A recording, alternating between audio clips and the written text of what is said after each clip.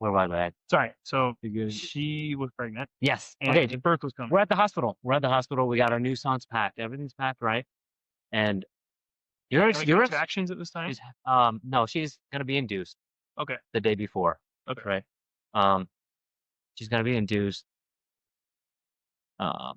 So she's there.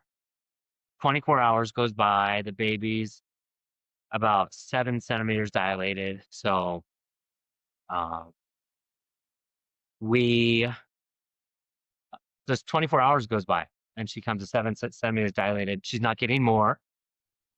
And the next morning's coming up, and it's Ascension Day, basically. So it's 7 a.m. So we got to make a choice. Do we want to continue doing this natural? And our doctor says we can do either way. We can go natural or do a C-section if we want. And we're like, the feast is coming up in the morning time. Maybe we just better do the C-section so we can keep the feast. Wow. Maybe just keep the C-section so we can keep the feast, even if you're passed out, just read the new song. So we weren't really able to do natural because we wanted to Meet the appointed time. Yeah, meet the appointed time. Not miss, right? Even for my son's birth. So that's how dedicated and that's how mind controlled and brainwashed you are once you learn the information, all the other information.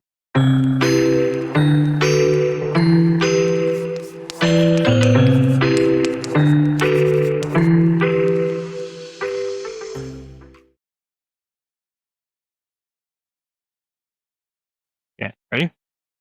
Hello, everyone. Welcome back to Find the Alternative. I'm your host, Adam, 10-year former member of the World Mission Society Church of God in Salt Lake City. Today, I have a very special guest on the channel. I have Ryan. Me and him go way back. We do. Unfortunately, I'm the reason why he is here right now. So I just want to take this time to publicly apologize to putting your family through all that. But I am glad. No. I'm glad that you're out, and I'm glad that you have a healthy, beautiful family, and I'm hoping the best for you guys. And if there's anything we can do, obviously let us know. But I'll turn the time over to you for a minute. Introduce yourself, and let's just get into it. So. Well, thanks, Adam. Yeah, my name's Ryan. I was in the Salt Lake City church, in the WMSCOG for 9 years. Yeah, I don't know. I don't want to pronounce the full name, so I'll just go with the short version. Yeah. Yeah. Definitely better short version. Yeah. I will thank you for leading us into the church. But it's a good learning experience for all of you watching, all the members that are watching. Hopefully you can just have a broad mind, and like Mother says, and yeah. Like the sea, right? Like the sea, yes. My wife always says, don't throw the baby out with the bathwater. Keep the good stuff. Keep the good stuff. Yeah. There we go. Yeah. So I guess we can kind of get into it a little bit. So how were you introduced to the WMSCOG, Ryan? Well, actually, before I was introduced, I actually want to go over my past a little bit, my past history. Okay. Yeah. I don't think anybody knows my past. Do you know anything? I know you're from Vegas. Okay. And you were you went to Protestant churches. Oh, good. Not sure what denomination. Christian denomination. Oh, okay. Yeah. Wow. Okay. So I remember I didn't know I told that. Great. So I grew up Christian non-denominational. I went to, my entire childhood. We went to different churches in Vegas. Non-denominational Christian. A lot of my family's non-denominational Christian, and we went to the Awanas. I don't know if anybody's heard of Awanas, but it's where you go and you take our kids to Awana. Oh, you do? Yeah, so it's here too. Great.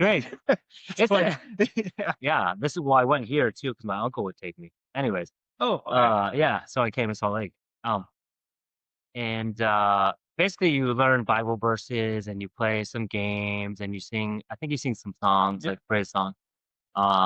It's really good for the kids. I really sucked at the Bible verses, memorizing, which I wasn't very good at the studies either. So it translated, but I did memorize a few. So grew up Christian. I went to even like Hume Lake Christian camps. Have you heard of that? In California, No. Hume Lake, it's a big Christian camp for like a week Sounds for fun. teenagers. Yeah, high schoolers. Sounds pretty And fun. yeah. So I got baptized twice. Okay. Was saved, people would say, as a Christian. So yeah, that's my background. And then I moved here to Salt Lake in 2014 roughly. And then 2016 I was introduced to the church through Adam here. Was it 2016? 2016, yeah. Jeez. Yep, that's when I was married and I got introduced 2016. Working at Smith's and That's graveyard shift at night. That's right. 11 p.m. at night, this man here was doing the one-a-day preaching. Yeah, the one a day. I remember that because Yeah. it was always like one a day keeps the devil away. So you're like, if I don't do one a day, I'm a sitting duck. Exactly. And Yeah. I think you wrote. So I remember preaching to you. I don't remember what I preached to you though. I was probably like "Seal of God" or something like that. Probably something that instilled fear or something. I was like, World War III's coming, man. No, that would have been cool though. Yeah, I think it was like a Sabbath day and Heavenly Mother, or it was one of the two. Okay. And I was like, Interesting. I didn't- Interesting. yeah, I didn't remember that part though. I was like, because I was looking for a Christian church anyways. Right. And I'm like, this guy came up to me at 11 o'clock at night. Let me get your number. Yeah. And what'd you write it down on? So I wrote it down on a piece of plastic from the ice cream that I was stocking in the shelf of Smith. Oh, I love it. And I lost it halfway through the night. It was great. You lost it. I lost it. I forgot. I thought I threw it out. I'm like, where's that number? And then it was in my bag or somewhere. I found it the next day. I'm like, great.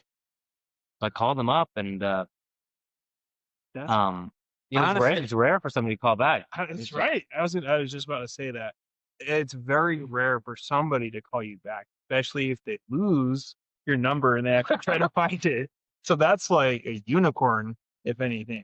I mean, that's. Well, thank you. But I'm your unicorn. You're welcome, I guess. Okay, I was your unicorn. You are my unicorn. Yeah. Especially like back in the day, I think I was like the only like Caucasian in the church. Wow. Yeah. Because you know how it was, like in the cult, white fruit is what we'd say like super rare, right? Yeah. That was kind of the saying. Oh, see, I didn't know that. A lot of the time we were there. I knew that I had to go up front and do the pictures all the time, right? Yeah, But that was the thing. I'm not that guy who's like, I'm not very perceptive on, Cult? favoritism and cults in general. I'm just a good guy. You're still a hopefully, good guy. Yeah, you're just. As like a lot of you guys are. All of the members in the church were great people. Oh, they were great people. You guys are all great people. And that's something I'll always say too is I met some of the best people like your show, like Eric, like Evelyn. I met, even Casey. Like I have, and of course, like we're talking like people who are out, and also people that were in too. Like we talk about, like Casey, Eddie, all those guys. Super great, super friendly. Always trying to help out. Like I never had any bad experiences with them, to be honest. Yeah. I mean, of course there's like the cult side of things, the system side of things, but I mean, as an individual person, I think that they are, at least I want to believe that they're good people. And I think they're good people. Again, it's just, we're all victims of the system, right? Yes. Yes. We'll put it like that. But yeah, a lot of good memories, a lot of good experiences, a lot of good things happen in the place. Obviously the overall premise wasn't the greatest. But yeah, had some really good times, met some really good people. I mean, I always remember Ryan as just being super chill. I just remember you just being laid back. Like you weren't up in everyone's business, trying to like, you're just like a chill guy. You're just, hey, I'm coming. I love God and love my family, love my country. Love my fellow countrymen. Just like a super, just like a good guy, like you said. Thank you. So me too. Yeah. Yeah. And then I remember studying with you for a while, and it was actually me and Quincy, I think, right? Probably. Is this before I was baptized or after? Before. Oh, so I think it was me and Quincy. We were kind of alternating studies. Yes. And then, of course, there's always the. I'm not gonna lie. I feel like a lot of it is, kind of coerced, right? There's a lot of fear instilled. There's a lot of, I would say, withholding information because obviously we don't tell you up front. Like I didn't come up and tell you up front, hey, you have to tithe, No. Hey, you have to keep all the feasts. Hey, No, you have to keep no. all the early mornings. No. Hey, you have to Right. keep, you know, That's so slow. That's a slow drift. it is a very slow drift. Yeah. Slow, painful. Slow, painful drift. Yes. That's a good way to put it, you know? But It's like, being boiled and, a frog being boiled in hot water or the lobster Exactly. being boiled. You just slow. it starts cold, gets Yes. warm, Yes. and it gets a little warmer and warmer. Yeah. And then you're just in it. And then do you jump out or do you stay in? So that's the choice. No, you're That's right. the choice. And Yeah. some people don't jump out, or they jump out later, and some are more well done than others. And Some are more cooked. Yeah. Yeah. Hopefully you can, yes, make your own decision and jump out. exactly. If you find that it's not what you expected. Yeah. It's not what you came in for. Yeah. And I wrote some notes down here for myself, but just so everybody knows, when we're being baptized and studied with, they're putting together you and Quincy, you're putting together a case that this is the truth. Yeah. Why you need to join Yes. this organization. Why this is God, Christ on Song Kong, why this is God the Mother, why you need to keep Sabbath day, Passover for eternal life. Yes. They're putting together the case, or we were putting together the case to be baptized. And so we have to discern, is this the truth? It's like a court case. We're listening to what they're saying. It's like a court case, and they give us as much evidence. They give us the evidence, but we don't get any counter evidence. There's nobody there. There's no prosecutors. There's no whole sides that the jury gets in a real court case. You don't get the other information about the church and about the doctrine, like stuff that you went over in your other videos that you made, which I'm very thankful for. You don't get any of that information while you're being in the church. Yeah, in the church studying. They just give you what you want to hear, what they want to tell you. The narrative. Yeah. And if you would have known this information when you were studying, you might have chosen differently. Yeah, you might have said, you know what? No, this isn't where I want to be. Or this isn't what you think it is. Exactly. And I would argue too, on your point, I would say at the end of the day, if people watch my videos and all the evidence is presented for them and they sift it out and they go through it and they look at it and they're like, you know what? I see everything. I know everything now and I still want to join. Go for it. Like, perfect. Yes. I mean, people believe in weirder stuff. Right. And at the end of the day, I would just request the WMSCOG to just stop saying you're the fulfillment of the Bible. Stop saying you're the fulfillment of Christianity and that everybody else is wrong. That's what I would argue. But you want to go ahead and believe it after all the evidence is presented to you? I mean, it's your God-given right to do so. Yeah. And my goal's never been to like bring people in or bring people out with my channel. It's just, here's the evidence. Yeah. Do what you want with it. Yeah. Have the information, for my kids. I don't want to lead my kids to do something when they're older. I want to give them all the information, Yeah. I want them to have all the information and then they can make their decision, whatever it is, I guess, Because it's transparent and it's there. Yeah.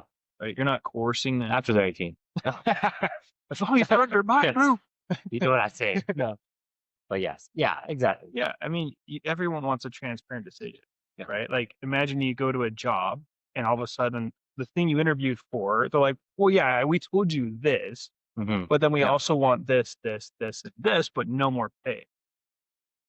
Right? Would you keep that job or would you be like, that's not cool? Yeah. Right. And that's essentially what's happening, right? You are told certain things and like, hey, you just have to do A, B, C, and D. And then you're going to be like, oh, okay. Then you do A, B, C, and D. But then you have the rest of the alphabet that gets sent out or gets introduced to you. That's true. And you're just like, well, that's not what you said in the beginning. Right. Yep. And so it's a very bait and switch. And so that's why it's just, we need to have all the evidence first. And then, like you said, make a decision because of the transparency. And then we decide, this happens all the time. Like, that's why you go to reviews before you go to restaurant. Oh, That's why you go to reviews before you go to a doctor or whatever the case is. But Yeah. when it comes to devoting your life to a religion, nah. Yeah, don't look into it. Yeah. Well, let's just listen to one side. What could go wrong? Yeah. It's good. Yeah, you should look into things for your own benefit and just to verify that it was true. Yeah. That's when I started looking into things. I'm like, I'm gonna watch Adam's video. And if I'm wrong, I'm wrong. Yeah, and there's probably not going to be anything in there that is justified why they're leaving, but I'm gonna watch it. Yeah, because That was my mindset. Yeah. Yeah, exactly. Because if it's the truth, it will withstand the greatest scrutiny. exactly. And so there's nothing to be afraid of. Yeah. So You're just gathering more information. yeah. So when you got baptized, were you kind of weirded out with the process of like being in because you've been baptized twice. I mean, Yeah. I was baptized multiple times in the Mormon church. And so because I was raised Mormon. And Right. so going from that, which Baptists, obviously they baptize you with like through submersion, right? Or immersion, whatever the word is. How was it being baptized in the WMSCOG? Was it a little weird? Because you're in the shower, in the stool and stuff with the robe, and then they just start pouring water on it. It was different. Yeah. Definitely not what I was expecting, but When you think of baptism, you don't think of like pouring. yeah. Yeah, it was different for sure. Right. Very different. But you don't have to wear a bathing suit. I guess. I don't know, but you felt good after because you believed your sins were active. exactly. Pushed away. Yes. Everybody, we feel like we're Born again. we're saved. Passover is the way to eternal life. Yeah. And so as a Christian, before you preached to me, I kind of had the doubt in my mind, like as a lot of Christians maybe do, I was in the church a long time before. A lot of Christians might be like, am I really saved? Everyone has that. You're right. Everybody has that thought. That was going through my head at the time because I'd been out of church for 2 years and there was some family trouble before that, before I moved to Utah. So it was just a rough time. And that thought went through my mind. And then I heard Passover, You're like, wait, maybe I'm not Yes, saved. Passover is the way to receive eternal life. Right there. Yeah, that's why I'm feeling like this. Passover is the way. That's the only way. Yeah. So that's a big reason I got stuck. I joined the church. When you joined the church, did you tell your family, and how was the reaction? Right. Yeah. So I did. I lived with my aunt and uncle at the time here in Utah, in Salt Lake City, and they're both Christians. And I asked my uncle, I'm going to this church. What do you think about it? And he's like, I think I told him about An Sang Hong, maybe, as being God the Father. And he thought that was very weird, obviously. Right. And he's like, look at the churches. They should have a mission statement or something like that, what they believe in, like a core value sheet or something. Yeah, that's And- typical Okay. Christian churches have. Right. Okay. So he said to look at that and make sure to talk about Jesus, that was the main point of it, basically. Having faith in Jesus. So but the prophecies, they said otherwise. They said, Jesus is nice, but Yeah, look at we're here. Look at yeah, this. but the second coming of Christ has already come. Yeah. So he fulfilled all the prophecies, supposedly. So So did you get any did you ever tell them that you did join? Or was it I just did. kind of, oh, you did? yeah, so I did join while I was in their house. I was living in their basement and I joined and How did that play out? it was awkward. Yeah. I could tell they weren't very happy. And so I did decide to move out soon after that. Even though I had no car, I moved into my own apartment and I rode my bike to Zion to start out. I do remember I that. remember that. Yeah. I rode my bike to Zion. That's how committed, I guess, That's how dedicated you are. dedicated we are. Because, a lot of times what they say about people that leave because they obviously find out certain aspects of the church, they say, we never had faith. We never had belief. We were Yeah, never. we still have it. We still have it. I mean, Yeah. we still remember everything is what I mean. Yeah. We still remember all the studies. Watch my videos and tell me I don't remember. Yes, it Everything. doesn't just go away because people have said that. And I just wanted to make that clear. I remember everything. Yeah. Okay. I wrote it all down here too. And you riding your bike is evidence that you believed it. 100%. And you paying tithe and all these things, preaching and whatever the case is, for years.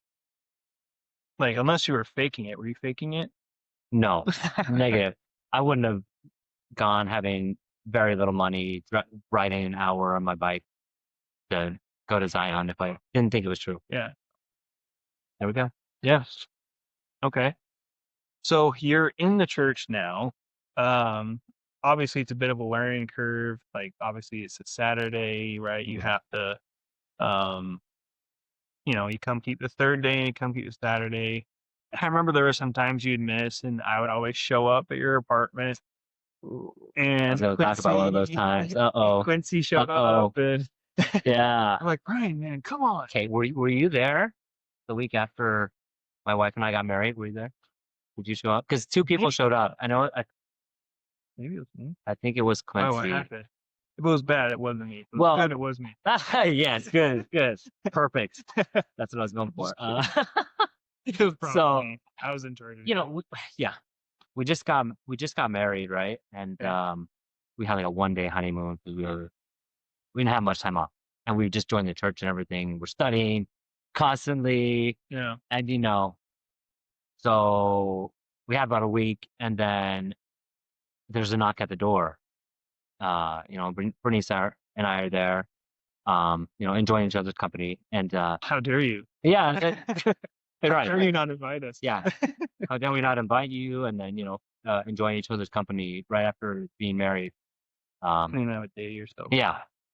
So, Yeah. and then they show up at the door. I'm like, oh, a little bit awkward. A little bit. Why are you here? But they wanted to study and things. So, Because your Um, time is not important. yeah. Because it's salvation. Right? So Mm, even though you just got married, you were on your honeymoon, you just wanted a night to yourself with your wife, still it's like, but salvation though, like, we have to teach you these studies. Like, you're gonna be yeah. snatched by Satan if we don't teach you these studies immediately. Yeah. Did we know you were married? Yes. Okay. Quincy did. Okay. I think I told them. Were you married in the church or like civilly? No, civilly. Okay. Yeah. So I was like, I don't remember. I mean, they don't even do it. I didn't ask permission. Oh. I don't think I did. No. So telling. But it was a little pressuring being in the church, and just religiously, we wanted to be married. So. Yeah, it's definitely especially when you have an organization that is so about image. In my opinion, obviously they want everything perfect, and even though it's not, right? Because we're Right. human, but Yeah, we're all sinners. Yeah. We're all messed up. We all do dumb things. So we interrupted your night. Yeah. Sorry And about then that. so I it don't ga- know it if that gave was me- me, but I don't know who it was. It might have been Quincy. I'm sorry, Quincy, but it's not I'm you. not blaming Quincy. That's all right. Not Quincy. Oh my goodness. You did your job well. Whoever it was, really. You guys, you I mean, did you were your here for job. 9 years or 10 years. 9 years. Oh yeah, 9 years. 9 years. Yeah. So I guess we did something You did well. You guys did really wrong. good. Wrong. We did it You're- wrong because you were Yeah. Thank you. You did it well. Wrong. We did as Maybe. much as we could that we thought was right.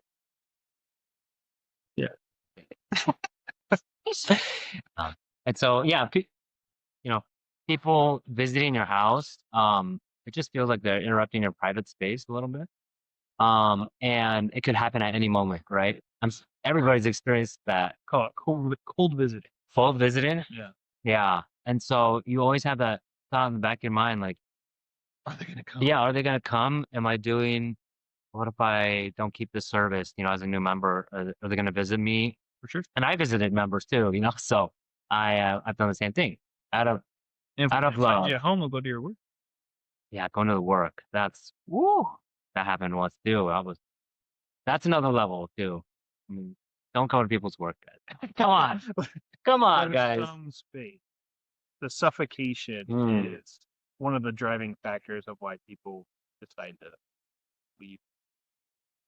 Yeah. Okay, so Tangent. Sorry. no, we're gonna be on tangents. I can feel it. It's all good. So one of the things I want to talk about is, you know, obviously being married in the church, right? Did you go on very many date nights, or No. were you guys constantly, pressured into, it's the church first, and then whatever time is left after the church, it's study, and then whatever time is left after that, it's probably work. And then if you have any time after that, well, why aren't you preaching? Right. So there's no like, I know you're waiting Yeah. for the wife to come in, but they like never really comes in, right? Right. Yeah. You want to spend your time with your, Especially newly married. yeah, especially newly married. You want to Yeah. spend time with your new spouse and just build your relationship even more, right? Right. And just make it stronger. But and build experiences together. Not just studying the Bible together or doing choir together, Yeah. And It's even not supposed to be transactional. Like, hey, we're just getting married just to do yeah, the church stuff. It's like, which is kind of what it's made to be. oh, for sure. Yeah. Even if it's not an arranged marriage, even if you get married and you're out of your own will in the church, that's another reason of how I feel like, in my opinion, they separate you. Because, I mean, they literally physically separate you, number one, when you walk through the door. Right. That's And sad. Yeah. and on top of that, you don't call each other husband and wife in the church, Yes. right? Very strange. Yep. It's, no, you're my sister when we're in the building, right? It's like, Yeah. it's really, but Yeah. that, I think that creates the mental separation, though. Like, Right. well, at the end of Okay. it, when push comes to shove, you are my sister, not my wife, really, Lessons to learn from her. Yeah. something like that. Okay, so take us along your journey being in the WMSCOG then. Because I know, or did you have anywhere else you wanted to go? No. Okay. So take us in your journey in the WMSCOG, right? So you're baptized, you're married, you're trying to figure out, number one, because you're still young, right? When you were baptized, you were still pretty young. 20, 23. Okay, so what year were you born? 93. 93. Okay, so you're 2 years older than me. So, you're still young, though. You're in your 20s. So your whole 20s was basically devoted to this organization. Yeah. As was mine. I was baptized in 19 and just left last year. So I was 29 when I left. Wow. So like my whole 20s gone. Your youth gone. Yep. Right. Oh, You're still youthful, too. yes, you are. Thank you. Thank you, kind. And so you're trying to figure out your life because we're young, right? You just got married.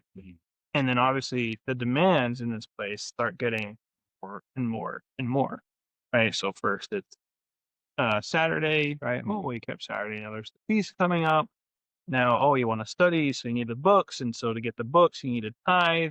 And why aren't you preaching? You should go preach, right? You need to preach when you need to. And then, so kind of walk us through, I guess, your time in there. Was it, exhausting? Did you like being there? Were you scared to be in there? Was it exhausting? Was it depressing? Like, what was your experience? I wasn't scared being there because I thought it was The truth. the truth, the 100% absolute truth, and there was nothing else, no other information. So I love being there, and slowly things, were required or highly recommended, right? Highly recommended that you do this, Right. that you go preaching, that you tithe. And I think I started tithing right away. So, and I tithed almost the entire time I was there, I believe. So, That's impressive. thank you. Yeah. It doesn't matter, but anyways, I'm just telling you how my mind was working when I was in You're there. being faithful because you believed it. Yes. And yeah, it became more demanding. And we joined choir, my wife and I, and they wanted us to do choir. And it was good to be in choir with you and everybody else. It was a good experience. Yeah. I had some good time. It was fun. And I still, even before I left, I wanted to be in it, but we didn't have a second car. And so there was a lot of things put on us. Yeah, so it did get really busy and really exhausting. Exhausting would be the word. 'Cause I remember Ryan. He would always be practicing. Like I remember you'd like watch YouTube videos of how to like sing better, Oh, how I to did hold do your that. breath Yeah, you're better. right. I remember that, and I was like, wow, I don't even practice. And I have this. You're like over there just trying to find your pitch, trying to breathe, and not like taking it seriously. Yeah, but you're the natural. So come on. No, Well, thank you. no, that was you're gracious, but no. I wanted to be a bass actually. Did you? I was a bass player, Oh, wow. not tenor. Wow. I was fluctuating, but I like know that. bass because it's just the same note almost. Yeah. You're a good bass. Yeah, thank you. So and then we started working together pretty soon. I feel like after your baptized. Yeah. So where did we work together? So NPS we did. Yeah. in Salt Lake. Worked at NPS in Salt Lake. was- Yeah. I don't know how this guy did it. Did you have kids at the time, or was that when you first? You had So two. we had Ellie. We had Ellie when I was working at NPS. Okay. And then after that, I went to a different company, and then we had Ivy, and then I had my job now, and obviously we had Leo years later after we moved to Layton. Because we moved to Layton because I think we started working together just before Ellie was born, so that'd be 2017 we Yeah. worked there. And then we moved to Layton 2019 and started the house church. Gosh.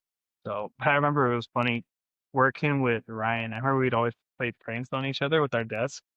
Remember how like we would wrap our desks into like with saran wrap or something, Yeah. Yeah. or we'd like do something to like the computer. I don't know. We would do a bunch of. Oh my gosh. Yeah, our coworkers would do that. It was great.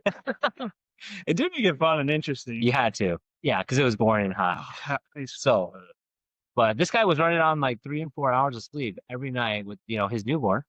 Yeah. With your kids. And especially during prayer. Yeah, during prayer. Yeah. Oh gosh, I don't know how you do it, bro. I don't know how you did it. So yeah, fear of hell. Oh, goodness, right, right. And so they use all these. They use these tactics. They're the same as like the military. They're, they use sleep deprivation, right? Mm-hmm. You're sleep deprived with the feast. We're maggots, right? We're worthless. We're worms. We can be replaced. No problem. God can replace us. We're expendable. Yeah. Extremely expendable. You can be the 144 and then not tomorrow. Yeah. Yeah. You forget God instantly if you wanted. Whatever. It doesn't matter if you're a missionary or gone. Yeah. Yeah. And we saw it too, right? That was like almost a self-fulfilling prophecy because you'd see people leave, you'd see deacons leave, you'd see overseers leave, you'd see unit leaders leave. And so that just reaffirmed all that fear. We're like, oh, snap. Like, right, that's not a bluff, that's real. I might get a better spot here. Exactly. Might be 144 now. I know. 144 just got that much easier. Yeah. Yeah. When Adam left, I was like, so I sat down with Eric and another brother, and they told me why you left and everything, and I think it was pretty honest with what they told. So my response was, oh man, I guess he just couldn't carry out the race, the marathon. It was just the marathon was too long for him. That was my thought. That's what I told them. And I'm like, oh man, I wish I would have held out. That's what I thought. That's a fair thought. Yeah. I mean, because that's what we're taught. Yeah. Right. Don't follow. There's some that are so close and it's the end. Right? Yeah. And then right. they drop off. That's the worst way to lead is at the very end. Father said. Right. Yeah. Right before the very end. The thing is the end never comes. So everybody that's ever left has that same thing said to them. Oh, you just left just before the end. It's like, your end has been moved. Yeah, was that 2016? Was that when was the other day? Something every year. Right. Something every year. They're like, oh, okay, this one, let's call global warming. Okay, well, North Korea's getting finicky. Yeah, some nukes this year. Yeah, exactly. Nukes there. So COVID, right? Yeah, COVID was a big one. The Russia war was a big one. Oh yeah, Russia, Ukraine, yeah. Everything. Anything. Anything they could. I mean, I remember in 2015 I was baptized as that big earthquake in Nepal. Oh right, yeah. So I remember that. constant videos about that. Yeah, we had the earthquake stuff for Salt Yeah. Lake that we had to prepare for the church. Yeah. And in 2020, there was the earthquake that hit as well in Utah. Yes. Yep. And that was a big one. Like, That was a big wake up. hush footsteps. Yeah, get ready. He's breaking the ground. Yeah. Yes. So they're they'll break you down like the military. They'll use fear. They'll use sleep deprivation. They'll call you. They'll make you break you down. Basically, the words that they use. And instead of a name, you're replaced with something else. Yeah, and then they then they make you what they want you to be. Right, just like the military. Then you do your whatever job you have in the military. That's what you're training for. You into this. And you do everything how they want you to do it. You fold your socks that way. You make your bed that way every day. And it's the same with the church. Unfortunately, you do all your offerings every Sabbath. You do your tithe. You wear your suit. You have to wear your tie. You have to do your hair, hopefully a certain way. And very particular. And you have to take your earrings out when you go preaching. They made me take mine out. Oh, really? Yeah. I was going to, wear mine tonight, but no. Yeah, could have, but yeah. Take your earrings out before you go preaching, what the missionary told me. Yeah, I did not know that. Like, okay, yeah, anything for the gospel, I guess. And if anything happens that's bad or something like that, it's your fault, right? Everything is your fault. The gaslighting. Yeah, it's our fault or God's testing us. Right. And you have to pass the test. And if you don't, just like Navy SEALs, they got to pass all these hard tests. If you don't pass the test, then you're out. You're out of the program. Yeah. If you drown and you can't get back up, it's your fault. Yeah. So they're making special forces, They're making your special forces, dude. Your special forces in the church, man. You, Eric, all the leaders, all you leaders, you guys, house church leaders, special forces, man. You guys are something else. So I just want to let you guys know that. You guys are awesome. Yeah. Yep. But now they're going for more, I think, the basic soldier, Yeah, because it's just too much. Yeah, they're lighting up the load. Which is good because that's another reason why I do these videos is because even, let's say, worst case scenario, like let's say nobody leaves, but this church is a very reactive church. And so worst case scenario in my mind is they lighten up a little bit. Yeah. And the people that decide to stay, which if that's your prerogative, that's fine. Yeah. The people that decide to stay, at least it will be not so just rigid for them. They can actually have a somewhat normal life or, go on vacation or get married, have kids, whatever the case is.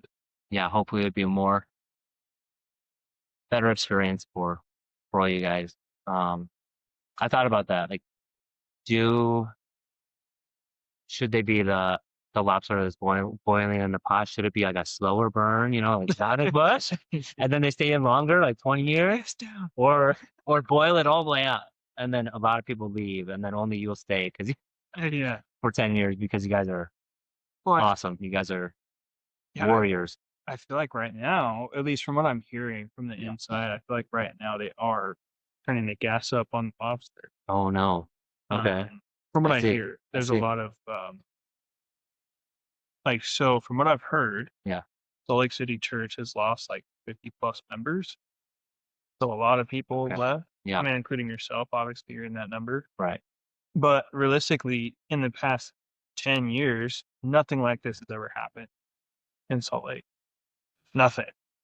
I mean, we're talking, of course, like when we go preaching, we lead someone to baptism. Sometimes there's I would say 90% they get baptized and just split. Right? You never see them again. You never hear from them again. But we're talking long-term members, like more than the pillars. Yeah, like pillars. Yeah. I would say you were a pillar too. Oh, thank you. You are more of a pillar, but thank you. Yeah, I was because I would say these are the kind of people leaving, not just the people that just got baptized. Right? We're talking generic. We're talking Quincy, Brennan, B.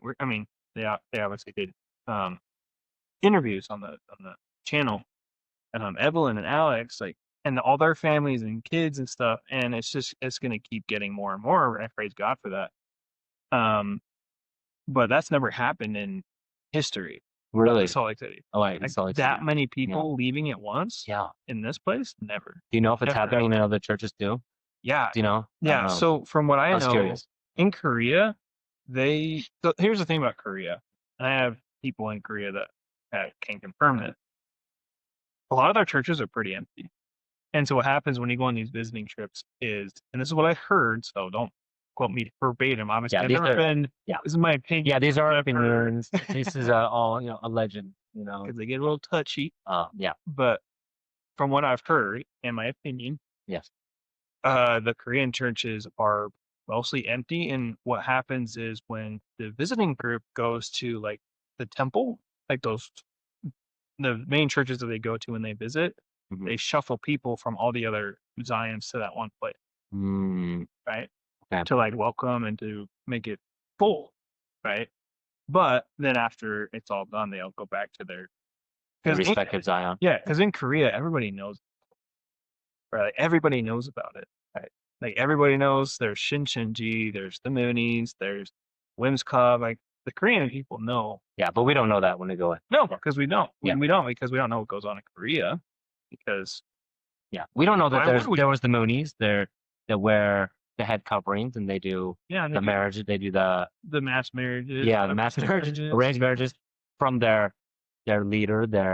And the book that Reverend Moon wrote that had basically half the Green Book in it. Yes.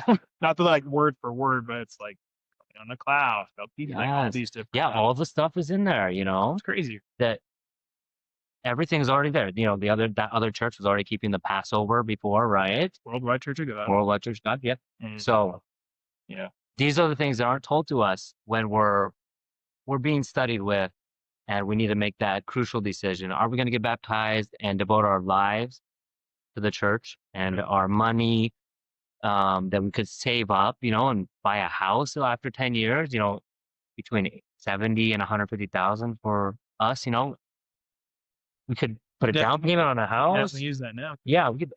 Everybody can use that. Everybody can nowadays in the economy. So that's why you have to look at the case again, look at all the evidence. It's like a mistrial. We're going back to the courtroom, put all the evidence together, and now make the decision. I know. Yeah. One thing I want to ask: were you ever financially struggling in the church when you were? Definitely.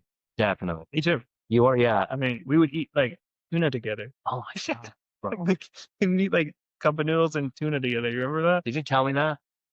We did? Well, when we were at the lunch, because we had lunch Oh, together. yes. And break time. Yes. Yeah. And you would have like tuna and I'd have like cup of noodles. It's like we were like bare minimum. Like I think my lunches I think I forgot that memory, thankfully. You're like wiping it. I've allowed that memory to be swiped from my mind. But the thing is though, is even though there's people financially struggling, the church is buying new building, right? Actually, they just bought a university. Wow. And it's accredited. Can you believe that? I couldn't believe it either. But there's people literally giving their food stamps, right? They're trying to survive off of what little they have. Yes. But they're always giving to the church first, right? Even me and you, when we were in the church struggling, we were always giving to the church first. Yeah. Even if it was $10. I had to make ends meet. Yeah. If it was $10, I'm still giving that dollar, right? But there's people struggling to eat and to pay rent and pay bills and take care of their family, but yet they're buying universities. Wow. And to basically have people go there and go to school and get more money. And it's like, why not give some of your money back to the people in need in your church, like the Bible says? The early church, they shared everything they had. And there was they shared everything they had, like their home, everything. Their money, everything. And it was very intimate. It was for not the like church members, not to invest in not for it was not to invest in not for head office. Yes. It was for the need of the church. People. And it's unfortunate because the leaders there, like the missionaries, and they're not allowed to help people out, supposedly. Yeah. They're probably told not. Handful of times. Oh. I've seen a handful of times where they would actually give some money to some members, but it was like few and far between. It was because they probably don't have much to give anyway. It was like feels like weak, Mm. right? Like people who were not really coming very often, but they have a potential to come. Mm. But it feels like me and you struggling, Like right? We're like devoted. older, devoted members. It's like, where's your faith? Don't you know Father Mother will take care of you? Wow. Yeah. Right? We're the ones. Yeah. Yeah. You're the one doing all the work.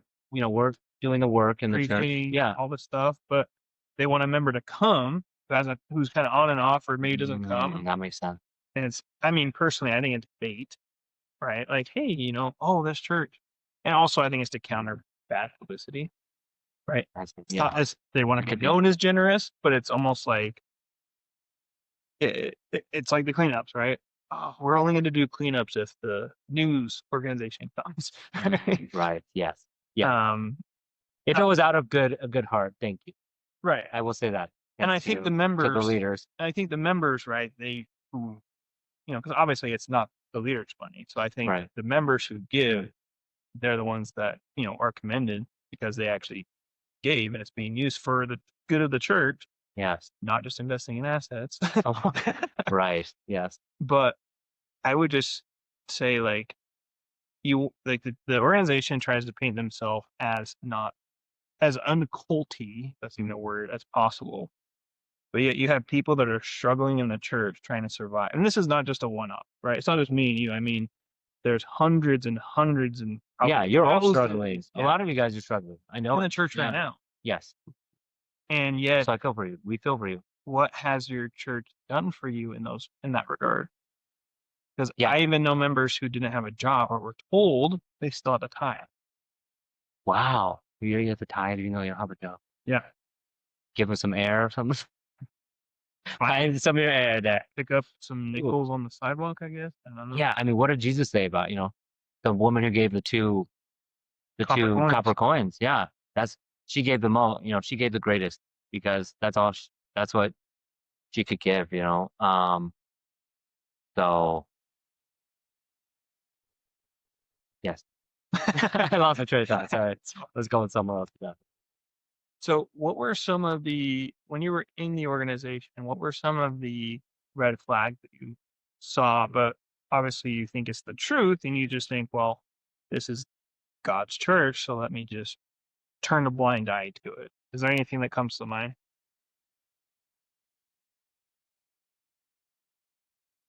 Let me think. Well, there's a lot of things, but We find like a whole video on that. yeah. I've heard so many, obviously like the clothing, like having to wear the suit, Shaving all the time, yeah, everything pristine all the time. that really got to me because I never wore a suit in other churches when I was younger. It's like everybody wore their clothes. Yeah, come as you are. Don't be fake. Don't. Which they said in the beginning, right? Yeah, but then everybody else is wearing suits, and then highly recommended that you wear a suit unless you want to look. And you're not going to get a position if you don't, right? You're not going to announce. Yeah, definitely. You're not. No. Yeah, you're not going to announce. You're not going to do anything important. No, you're not going to do anything in the church. Not right. Yeah, and then I feel for the sisters because they have to do a lot more than us. Oh, for sure. For sure. So, yeah, that really turned me off, and I learned a lot of other red flags with other videos that I've seen, interviews that you did, that Edgar did, and the New Life Studios did. Navi, you said that you weren't able to preach to the homeless, you had to turn them away. That blew me away. That blew my mind. And we're in the same church. You did not know that. I didn't know that. That blew my mind. That's crazy. That blew my mind.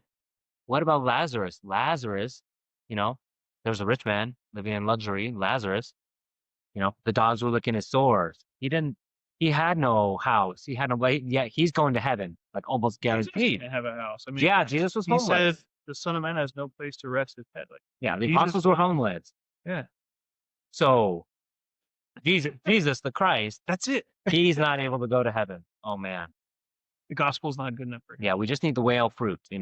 Just the whales can go to heaven. Yeah. Wait, what? Yeah, just what? The whales. And really? And if I become homeless, I'm not able to go to heaven? Probably.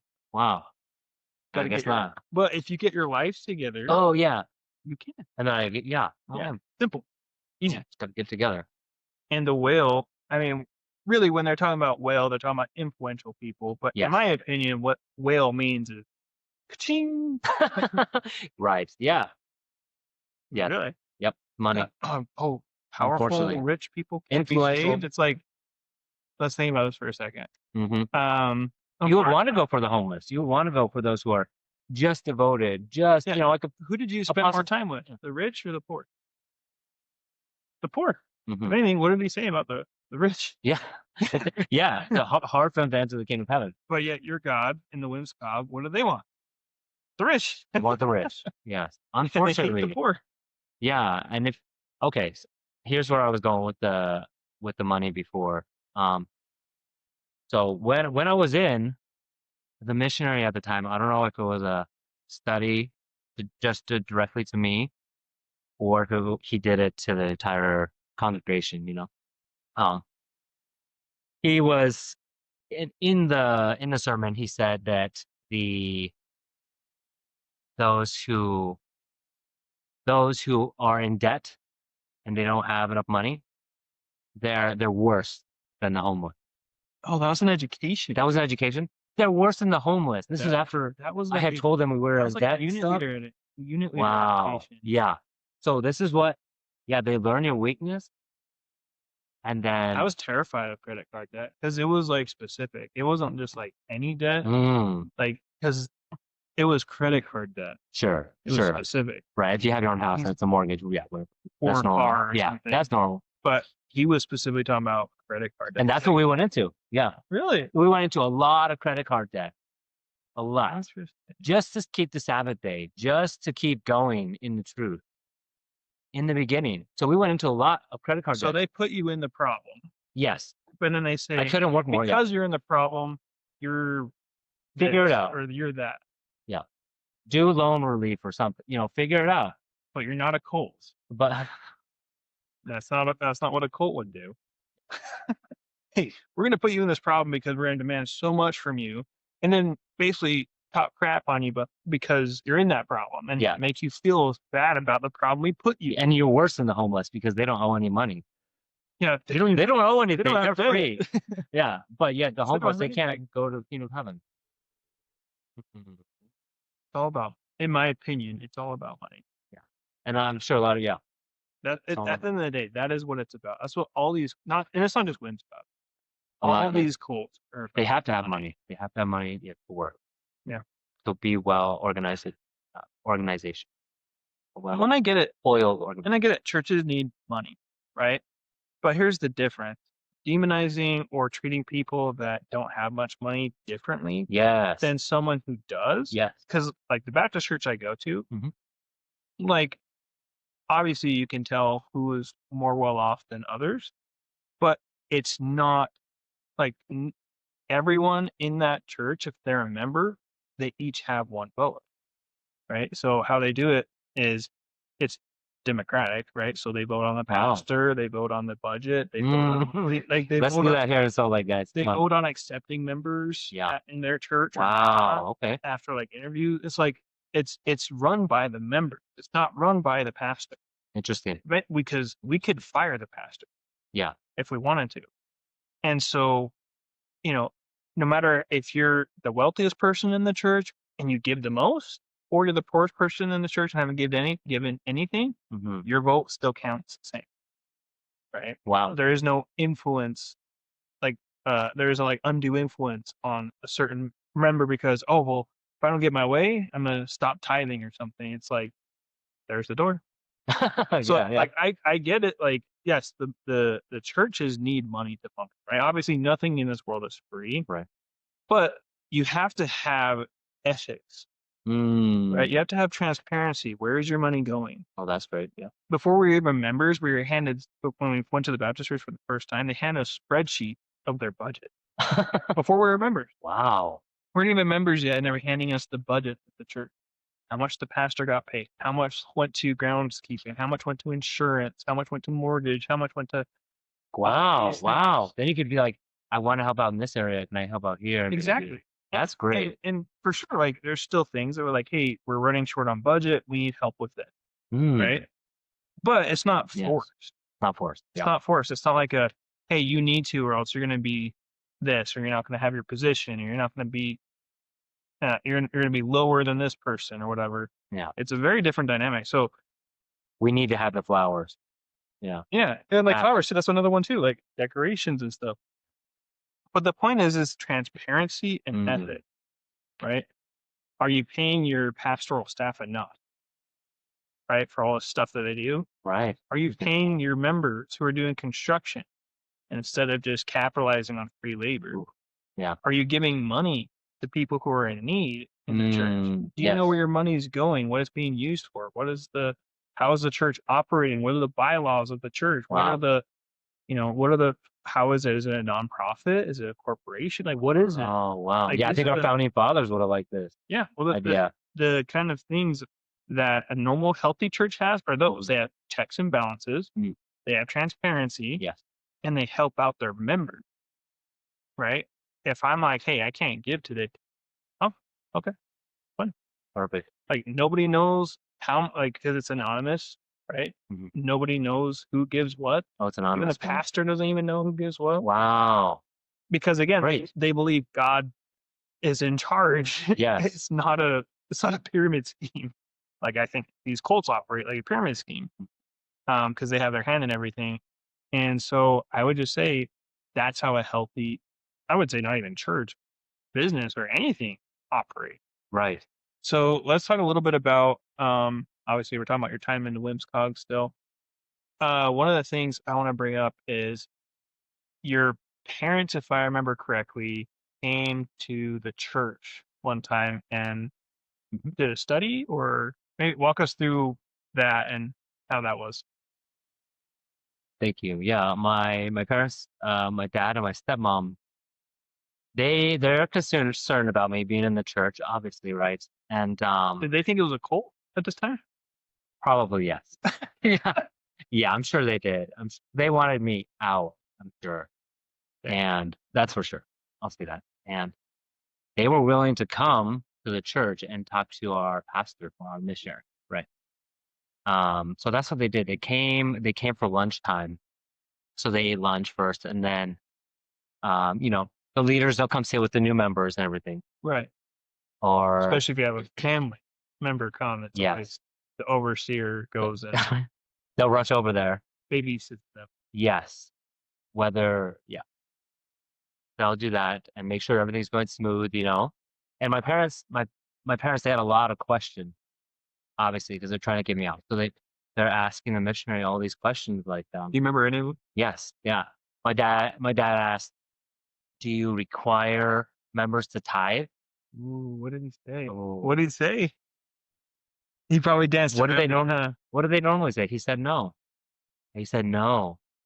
The missionary just had say to no. Yes, That's crazy. he said no. And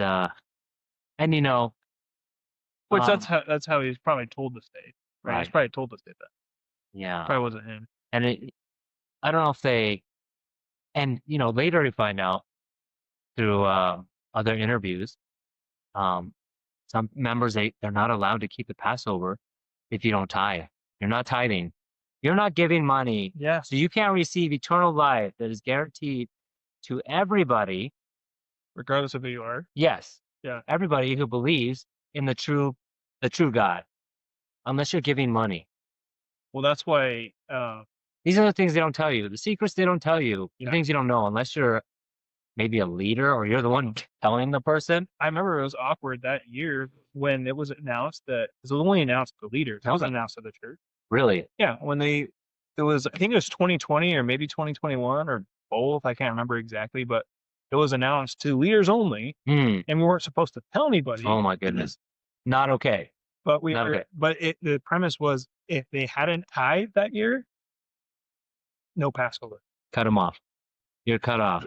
I mean, that's the love of mother, right? Wow. I mean, is that what your mother does? Is that what your actual mom does? No, my mom actually. Our fridge broke down. Good transition.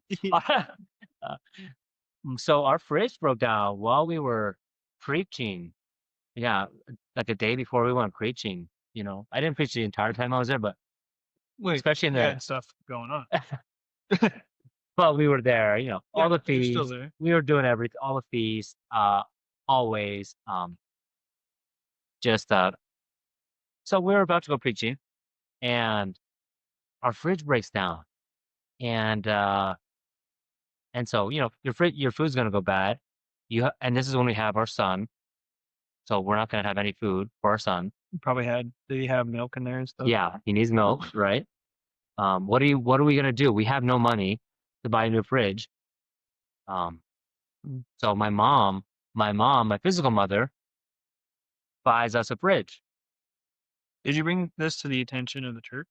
I did. I brought it You to did? I brought it to Eric's attention. We'll leave it at that. But no, Eric's fantastic, obviously. No. But Well, there's nothing he can do. this is how There's we are in nothing he can do. This is how we are in the cult, right? Like, I mean, and I feel like a lot of reasons. Sorry to cut you off there, No, you're good. but I feel like a lot of reasons why a lot of people stay in is because they've done stuff, Hmm. because it's their cult self, and they feel like they won't be forgiven if they leave, so they want to stay there. But just know, like anyone that has done wrong to me in the cult, or if I've done wrong to anyone in the cult, like once we come out, like it doesn't matter, Yeah. right? No. I mean, that's No. why I'm interviewing you, because if anyone should hate me, it should be you, right? No, but I'm But I I'm mean, very thankful.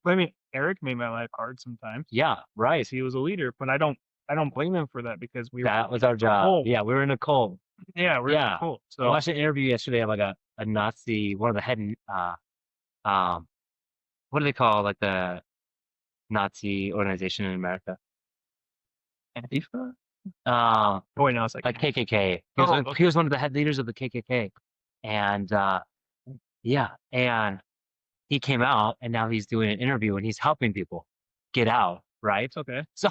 So you can be brainwashed. Yeah, you're completely brainwashed, Manipulated. manipulated to the yeah. you're gonna lose your eternal life. I mean, if you're gonna die for eternity, that's everything. Yeah. You're gonna do whatever it takes, regardless of how ethical or You're gonna try to do whatever it takes to run the race until even the if very your end. conscience is like, maybe this isn't a good idea. Yeah. Like, honestly, if Eddie and Casey came out, I mean, I know they hate me now, probably, but if Eddie and Casey came out, like, you've texted them. My wife, That's good. my wife's texted them and said, hey, if you ever need anything, like, we're here. I know we're slanderers now, quote unquote. Yeah. But if you ever decide to leave, you need a place to stay. And Wow. hide out and like, Wow. and like hang out, or what do you call it, lay low. Yeah. Like, well, we'll have you. Like, we'll have you. Or Wow. That's what they need. recently asked too, like, hey, if we're wrong in what we're doing here, like, and Kayleen's like sent this to a couple of members, like, and then Casey, like missionary Casey's one of them.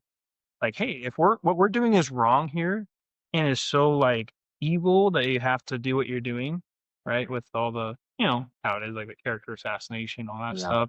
Yeah. Like, okay, well, let's go out to dinner. We'll pay, and let's talk about it face to face. Let's work this out. If we're so wrong, and we're in the, we're hurting people's faith and killing people's faith, then let's meet and let's talk about it. Guess how many times people have taken me up on that offer? Yes. None. 0. So they'd rather hide behind closed doors and do closed door educations and closed door whatever, instead of just, why not come? Like, we've opened the invitation to come and discuss this, right? Yes. My platform is always open for anybody. We could literally just talk like how we're talking now and work out what it is that, why am I wrong? Okay, prove me why I'm wrong, and I'll repent. I care about the truth. I care about facts. We will join again. We'll be back. We want to be in the truth. Yeah. If you're the truth, and that's where the research takes and the facts take, then so be it. Yeah. We will come back if that's where the evidence leads. Yeah. And to be clear, like, even if they came out one day, Casey and Eddie and whoever, right? Not even just them, whoever who may be leaders and doing things they're not supposed to be doing just because they're told to, it's water under the bridge. Like, when you come out. Yeah. I would love no one's going to care. Yes. No one is going to care. So going back to your mom paid for the fridge, right? Obviously, you requested it by the church to at least help in some financial I mentioned way. it, but then But you didn't pursue it because Oh, you no. kind of knew based off the conversation it wasn't probably going to go anywhere. Yeah, I knew they probably couldn't help anyways, but But yet your mom, we were desperate. like your actual parents, Yes, did. my true family. Your real parents did. Yes. So that just kind of goes to show that even when the true family, aka cult family, Heavenly or family. the heavenly family, Yeah. neglects you and doesn't help you, who is always there for you, regardless, picking up the pieces. hmm The demon influenced, demon possessed physical family, right? Right. Who's showing love to people even when the true family is not doing so. Yeah. Right? Yeah. And this is true with a lot of members. I'm sure a lot of you have had hard times, and there's been car accidents, and I remember in the church that people got into, other members' bridges broke. You know Life. who you are. Yeah, life. And there's just very little help that is given to you. Because it's So all about spiritual, right? It's all it's about just about the spiritual, not about be surviving. blessed as God's testing their faith. Like, well, I still got to eat. Yeah, I got to eat to be spiritual. I'm not gonna be able to preach if I don't eat. Yeah. If I can't pay my bills, if I live under the bridge or whatever. Yes. Yeah. And my brother, our car broke down. Both of our cars broke down. They're older cars, and it was about That's all we can. that's all we could afford. Yeah. I bought a $700 Hyundai Accent, an I remember old that. 2006. Yeah. So an old lady died, and it was hers. Like the grandma died, and Yeah, the probably family didn't want it. all the time. Yeah, manual. Nice. Yeah, it was fun, but $700 and lasted 3 years, and then done. So both of our cars broke down. My brother, he gave us $3,000 to put a down payment. Oh, well, put a payment on our car. To get a new car.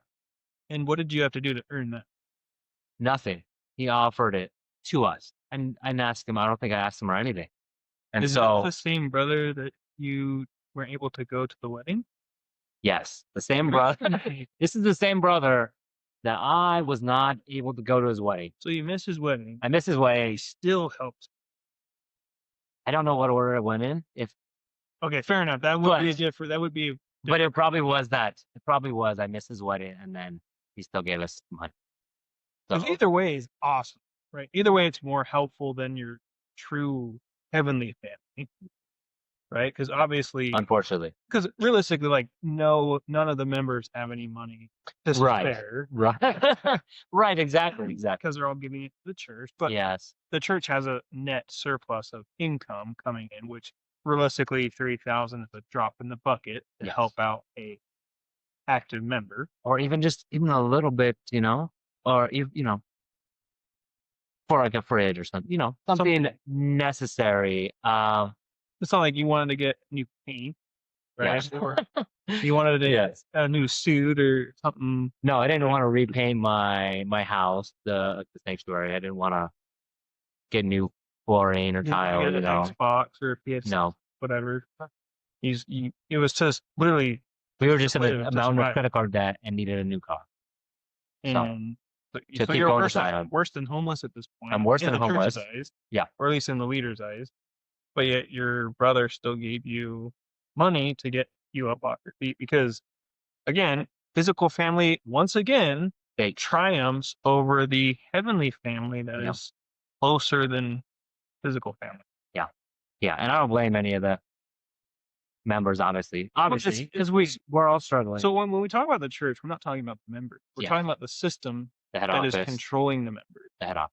Right. So even though like we drop names and stuff like that, because I drop names because they are the representatives, right? Yeah.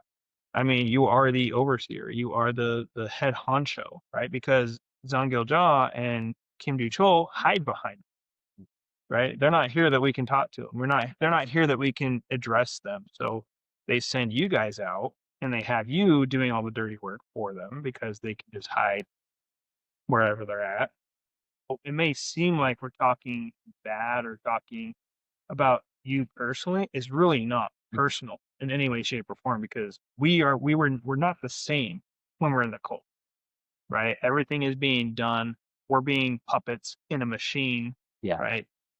they're I would say Mother and Kim Control are the puppet masters, right? Yes. Unfortunately, yeah. But Yeah. and so that's what we're referring to. When we refer to the church, we're not bashing the members. We're referring to the system behind it, right? The people working in the shadow. A good example of that is actually Raymond, right? Like Deacon Raymond, if you ever watched his story, Yeah. he was actually the one that was trying to get Michelle Cologne in the first place. Oh. Like coming after Michelle Cologne. Oh. Oh, really? I didn't know that. Okay. And so he was like enemy, like they were enemies, right? Mm. But now I'm in a chat with both of them. They're both friends, right? Because he came out and sued the church to get rid of the NDA. Yeah. Obviously the church was suing Michelle Cologne and so Yeah. it's just Yeah. you never So we have other. so people. you never know because at that time we could have thought, oh, Raymond's evil, Yes. right? Because he tried to come after Michelle Cologne, but he didn't know, right? He was a victim. He repented and changed once he knew, hey, this is not good. This is not what we should be doing. And then now he's a hero, right? Yes. Like he got the NDA nullified. He was actually one of the first persons I called when I Wow. left the organization. I'm glad you had somebody to call. I called Anthony and I called Raymond. So Anthony, like from Great Lad, I called him and Okay. yeah. So I reached out to a bunch of people because when you leave, you don't know. Yeah, you need somebody. You don't know who to talk to. Yes, I had you and I had Eric. You had Quincy, them. I think you talked to Quincy. I did talk to Quincy eventually too. Yeah. Yeah. Yeah. So Great. So when you miss, I want to go back to you missing the wedding. When you missed the wedding, I guess what was the situation to why you missed the wedding? Well, you had to fly out there. This was in a different state at the time, and we couldn't afford the flight, obviously, being in a mountain of credit card debt. And we were doing like the loan repair or forgiveness repayment. Oh, forgiveness. Okay. Yeah. So, they cut it in half or whatever over the years. Your credit score takes a hit for those 10 years or whatever it is, 7 years. So we were doing that. Didn't have the money, and you can't miss a Sabbath day. So it was just too much. Third day, Sabbath day, they were probably going to do it on a Sabbath day anyway. So like my little brother's wedding, it was on a Saturday, and we went to Vegas. We flew out there to go to his wedding too. So quite closer. It's closer. We were able to do it. Okay. That's why we were able to. So you went, and it was on a Sabbath day. Yes. And so I went myself, not with the family. Okay, so it was just you then. Just me. Mm-hmm. And so were you keeping service in Las Vegas then? I did. I kept the first morning service. This is my first time in a different Zion. Okay. And the missionary of the church afterwards comes up to me. I think he was an Asian, but he comes up to me and he's like, "Oh, what are you doing after service? Are you keeping the next services?" And I was like, "No, I'm going to be keeping a home worship actually."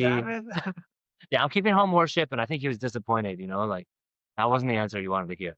So yeah, that deviates from the status quo, and it just makes you feel bad. I have to be at the wedding. Yourself. I'm even going away from the dance time to try and keep the service. I'm doing. Even though you were at the wedding, yes, you still couldn't even enjoy the wedding. I made sure my brother scheduled the wedding around the service time. We'll say that. Okay. So that's what it was. But yet they say they don't control members' lives. Yeah, it's absurd. It's like having like their whole well, we don't force people to keep the Sabbath. We don't force people to keep Passover or stuff like that. It's like, okay, imagine you're a person in a room with another person holding a gun to you. They say, like, hey, you can walk out that door. Yeah, but if you walk out, I'm probably going to shoot you. But you're free to walk out that door. I mean, you have free will right now. Yeah.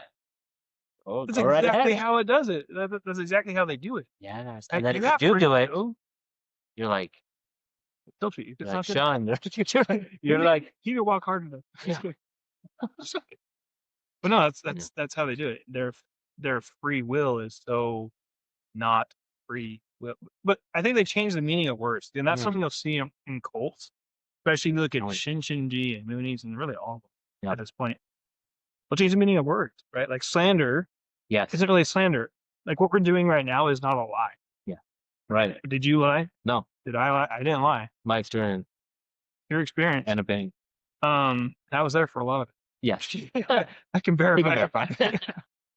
But their whole thing is like, oh, what we're doing is slander. No, it's not.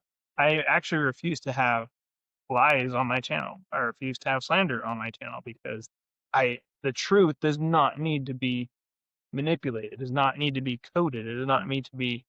If you're not telling the truth, I don't want you on my channel. Yeah. Like if you're gonna lie and I can tell you're lying, I'm gonna kick you out. I don't want that. I don't need that because the truth doesn't need that. They changed the meaning of ascension, right? We celebrate Ascension Day. One Ascension Day is for actual ascension of Jesus, and the other Ascension Day we're pretending that Ansan Hong somehow ascended when he died and was buried. Can I tell a story? Go. I have this in my notes. I do like stories. You guys will enjoy this. This is mine and my wife's first birth of our baby, Okay. of our son. So this was in February. So this Ascension Day was on the day the day after she was scheduled. Ansan Hong's ascension? Or Yes. like Ansan Hong's ascension. Oh, my apologies. Yes. Not where we're outside. you mean his death day, he didn't ascend, but continue. Right.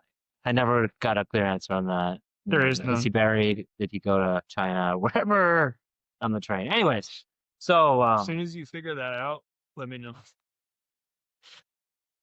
thank you. Never will. So where was I at? Sorry. So Because- she was pregnant Yes. and Okay. his birth was coming. We're at the hospital. We got our new songs packed. Everything's packed, right? And Any contractions at this time?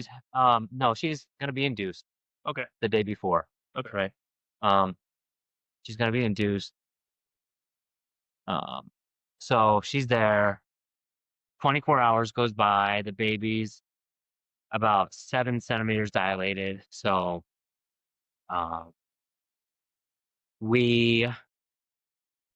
just 24 hours goes by and she comes to 7 centimeters dilated. She's not getting more. And the next morning's coming up and it's Ascension Day, basically. So it's 7 a.m. So we got to make a choice. Do we want to continue doing this natural? And our doctor says we can do either way. We can go natural or do a C-section if we want. And we're like, the feast is coming up in the morning time. Maybe we just better do the C-section so we can keep the feast. Wow. Maybe just keep the C-section so we can keep the feast, even if you're passed out, just read the new song. So we weren't really able to do natural because we wanted to Meet the appointed time. Yeah, meet the appointed time. Not miss, right? Even for my son's birth. So that's how dedicated and that's how mind controlled and brainwashed you are once you learn the information, all the other information. And so we kept all the times. We preached to the nurse. I preached to the nurses, Did you do this on your own or was this pre-approved by the overseer? I think it was on our own, but I think I did send the times though to my leader, whoever it was at the time. Okay. Yeah. Which is funny because we don't even keep attendance on the stage. Right. So I can't remember if I sent the times or not, or if we just did it, but we did. We could have just gone natural. Anyways, so life decisions are. Just hearing about it now, I'm just like. What was your experiences like when you had your kid in the church?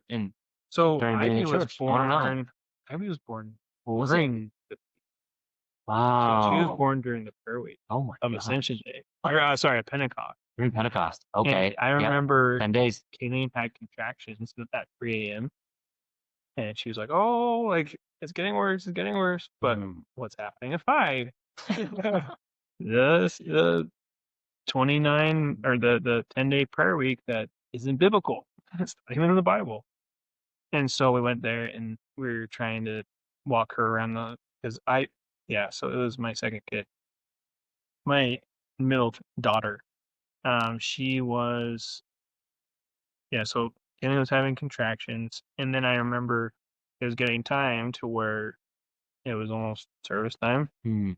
And so I didn't get approval because I asked. I didn't get approval to stay with her. Right? Wait, what?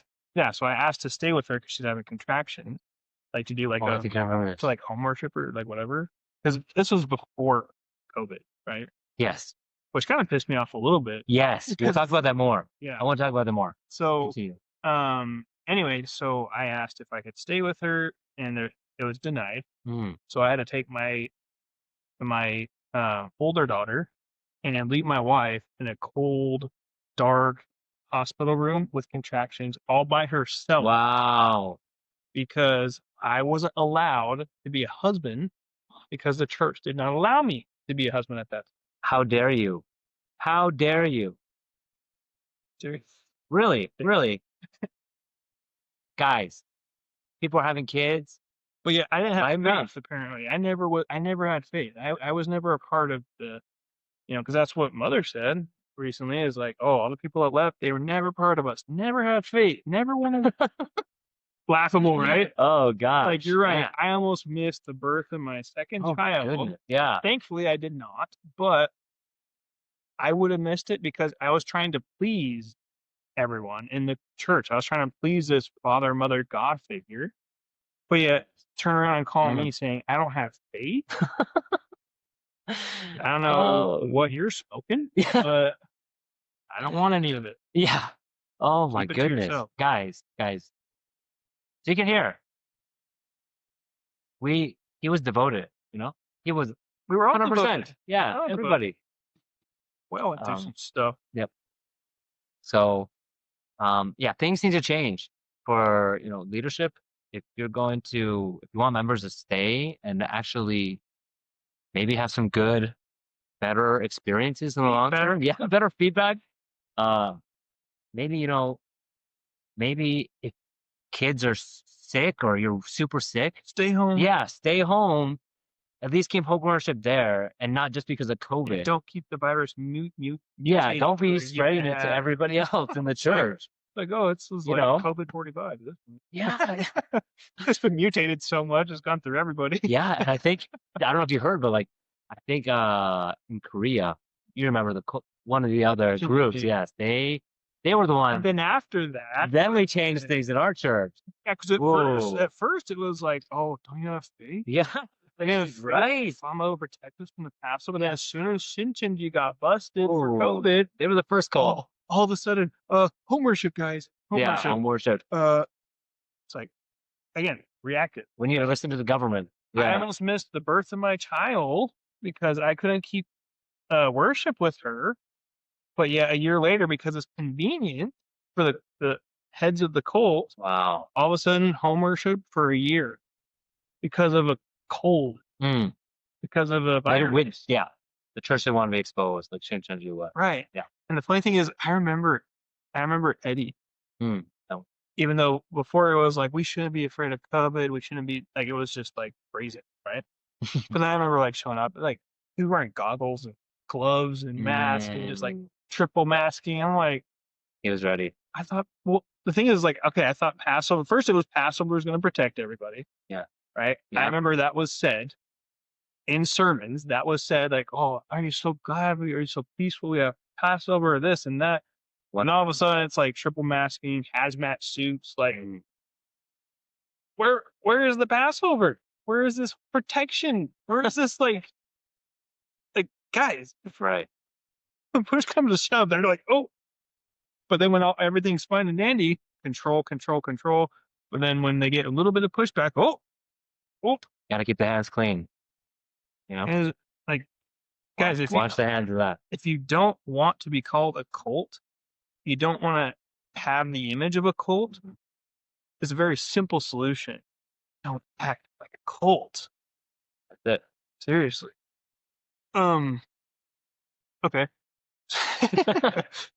Another tangent. I told you we're going a bunch needs to be said. Yeah. I think it does need to be said. Look, I never get tired of things. Yeah. I had a kid. Yeah, one of the brothers, he threw up right in the middle of service. Has that happened to you? It was right in the middle of one of our services, threw up right in the middle, center of the aisle. The missionary kept going, and I'm sure he was sick beforehand. He had to be there. Show must go on. Yeah. And I'm like, I am keeping my kids home, and I'm going to say it's COVID. If they're really sick, my kids were sick Gosh, dude. half the time. I don't know how sick your kids got, but mine were sick. time. Yeah. Like Time. literally half the time my kids were sick. And my son got up to 107 fevers quite frequently. Dude, all the time. 107. I'm not bringing him to Zion. My kids sorry. have fever all the time. I'm going to save his life.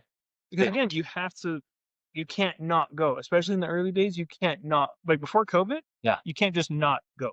You Yeah. go, Right. regardless of if you're whatever you have, you're going. Mm. And so I remember my kids were sick constantly. And then what happens when your kids get sick? You get sick. Yeah. And then by the time you're done getting sick, the kids pick up something else. That's right. Yeah. And it's just, now. and it's Mhm. just going through everybody, mutating, and then starting over They again. don't get so much. And I wonder if it's because of the church, like you say. Where else again? I mean, coincidence? Possibly. Possibly. But I remember the COVID. I hope YouTube doesn't ban this thing, COVID. But anyway, I don't care.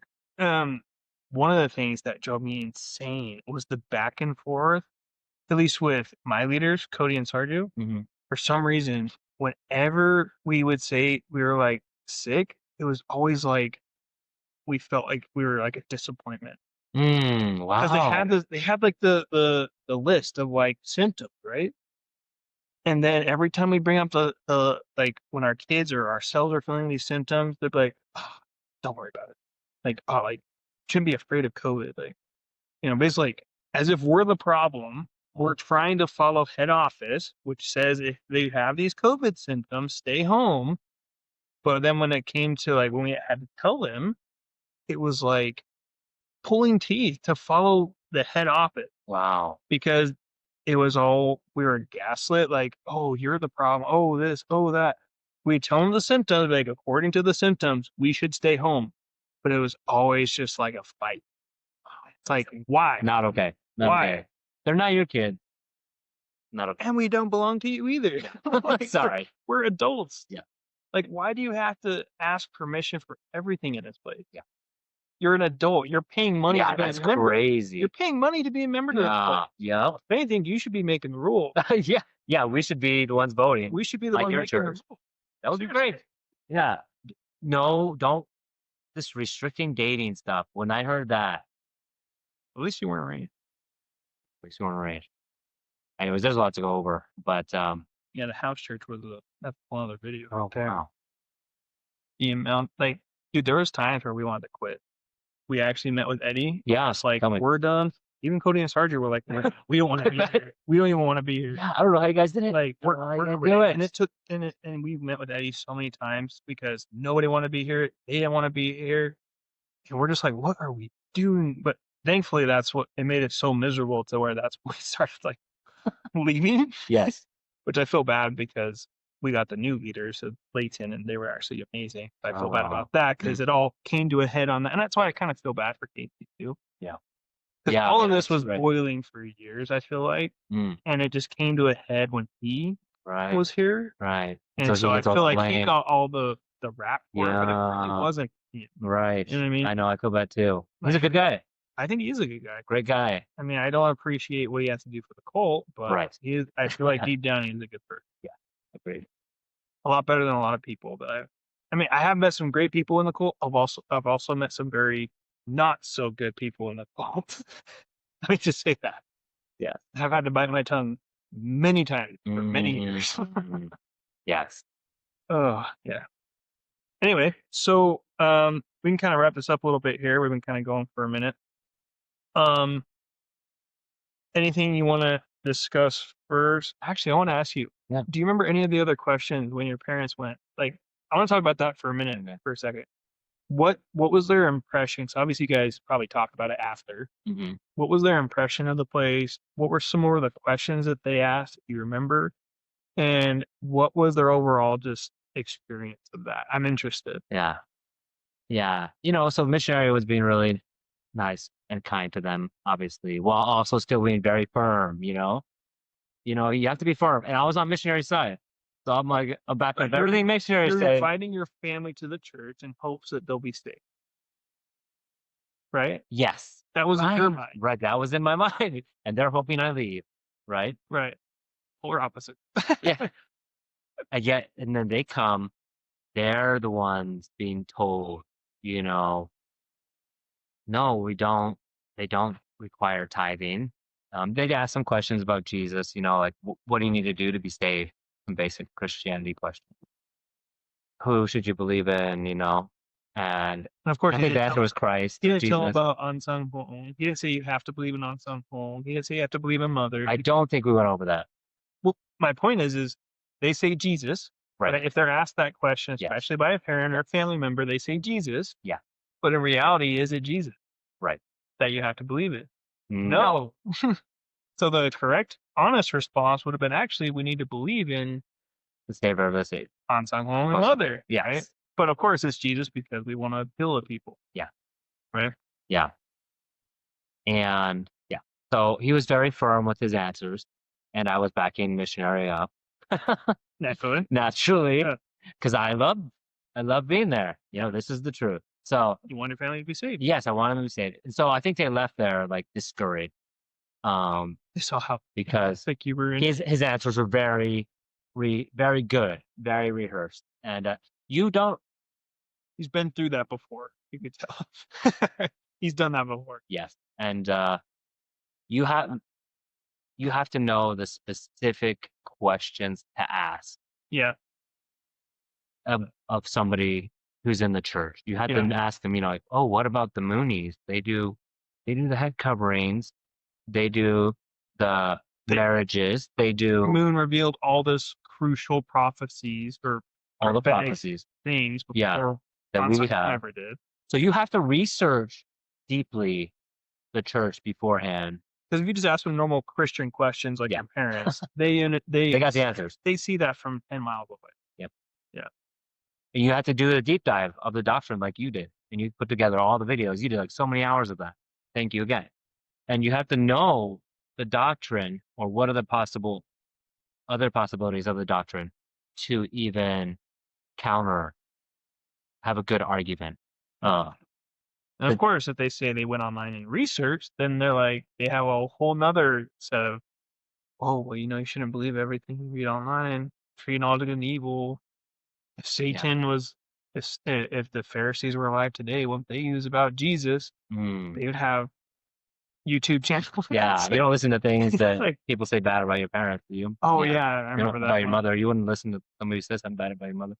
But I haven't said anything really bad about her. I've just called out what's clearly visible. Yeah. In scripture and fact and yeah. So anyways. So they left there discouraged and I was still 100% in. Just completely went over. Yes. Yeah. And I thank my parents for coming and trying. I really want to thank you guys. Yeah. Because not many people would go that far. My parents actually came. Did they? It was funny actually before I left. Do you remember this? I don't know if you went to that seminar about Elohim. Or no, it was a seminar or it was a seminar I did with another brother. I might have. And it had like a light show with glow sticks and stuff. I didn't go to too many of those. I think I went to one. I remember what the premise. Oh, it was about like the pre-existence. Anyway. Oh, but interesting. My mom and family actually came to that one, but then I left like a few months later. Yeah, I was like, we do cool stuff. Like we do, like in the organization, you do learn like cool skills. You learn cool stuff. Which I learned how to public speak. Yeah, there's some positives. We learn the Bible. We learn the Bible pretty well. Yep. Learn the Bible good. I would say compared to most Christians, we know the Bible. We have weird interpretations of verses, right? We have weird analogies and stuff that don't fit, and weird theology that doesn't fit. But I would say we learn the Bible pretty well. You're disciplined. You learn discipline. Yeah, I would say the character education is top notch. Yeah. Character education. Like we're all sinners. I think character education is necessary. Of course, they were doing more for control and to look good. For the image, right? Yeah, teach you how to eat. Don't put your elbows on the table. I remember. Yeah, keep your feet flat when you're praying. Yeah, or when you hand off stuff, you do. Oh yeah, the elbow and the elbow. Yeah. And then like we remember everything. Yeah, and so I think some of it's kind of overboard, but I think character education is good. I don't see anything wrong with it. So there's some good stuff. It's not all bad, Yes. guys. Like it's not all, again, yes, it's a cult, but you can learn good things probably from any organization that's bad. Yep. Right? Yeah. You can find some silver lining in any organization if you look hard enough. Like, it doesn't matter what kind of an organization it is. I'm pretty sure you could learn something probably from the Church of Satan.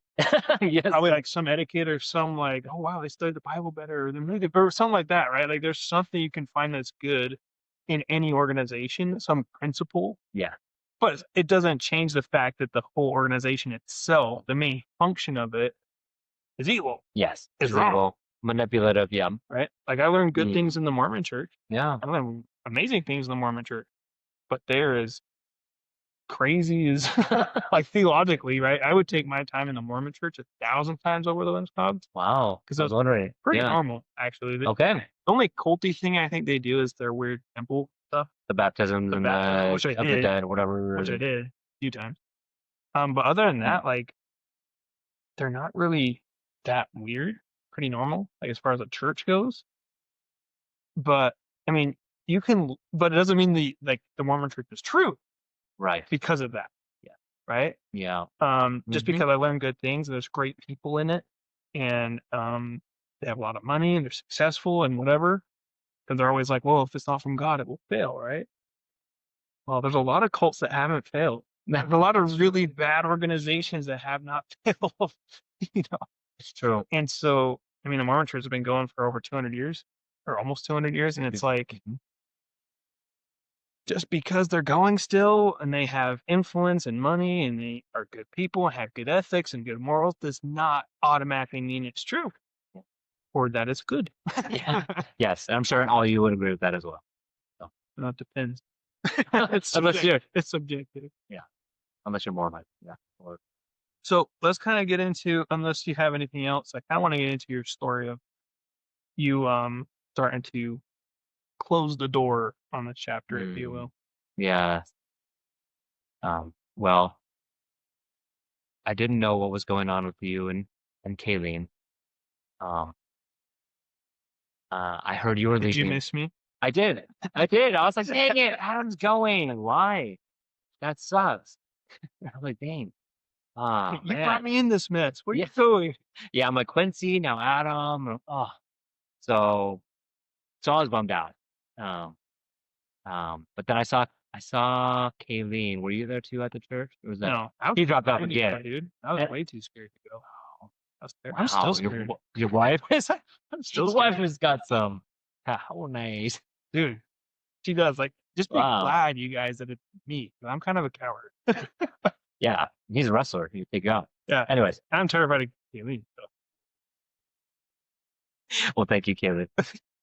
Seriously. So she was there, and I went upstairs. And Oh, yeah, she probably everybody was did acting trick, weird. right? She did. She had like a Trick or gift basket or something for Yeah. everybody, and everybody was gathered around her in like kitchen area and roughly. I'm like, what's going on? Dude, missionary tried to shoo her away Okay. before she entered. Oh, I see. He met her at the door and he was Hold on. shocked and he was like, almost like trying to like get her out. Back then- to where you But came. then she was like, oh, can I go say hi to everybody? And he was like, yeah. Oh wow. And so he let her go upstairs. Mm, But of course, everyone was keeping watch on her. yes. Yeah. Yeah. And I didn't know that. Yeah. And I saw it. I'm like, something's going on here, but it's good to see you because I haven't seen you guys in forever. So I waved hi, I think, and then just walked past because everybody was around weird? her. I mean, everybody was around her, so I didn't go close. Yeah. It was. I could tell there was some It was Like, it was some meeting tension. Yeah. I didn't know what it was at the Yeah. time.